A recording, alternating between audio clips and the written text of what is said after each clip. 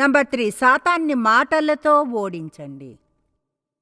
దీని గురించి ఎక్కువగా ఏం చెప్పలేను. మీకు తెలుసు, మాటల్లో శక్తి ఉందని ఎంతమందికి తెలుసు?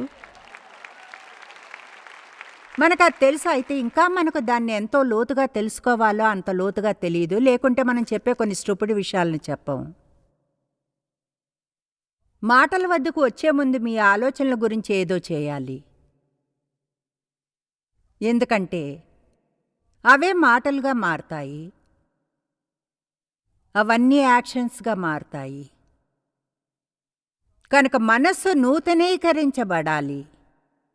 ఎన్నడైనా మనం దేవుడు ఉండాలనుకున్నట్లుంటే, ఆయన పొందాలనుకున్నది పొందితే దేవుడు ఆలోచించినట్లుగా ఆలోచించడం నేర్చుకోవాలి.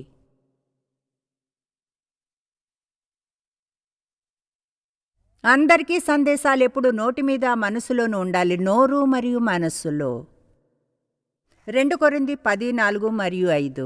మా యుద్ధోపకరణములు శరీర సంబంధమైనవి కావుగాని దేవుని ఎదుట దుర్గములను పడద్రోయజాలినంత బలము కలవై యున్నవి. దేవుని గూర్చిన జ్ఞానమును అడ్డగించు ప్రతి ఆటంకమును పడద్రోసి ప్రతి ఆలోచనను, దీన్ని వినండి, మనము, అందరూ చెప్పండి, మనము ప్రతి ఆలోచనను క్రీస్తుకు లోబడినట్లు చెరపట్టి, అంటే మనకొచ్చే ఏ ఆలోచనైనా సరే, పరిశుద్ధాత్మ మనకు దాన్ని గురించి తెలియచేసిన క్షణమే కొన్నిసార్లు మనం ఏదో చెత్తని ఆలోచిస్తుంటాం, దాని గురించి మనకు అసలు తెలియదు.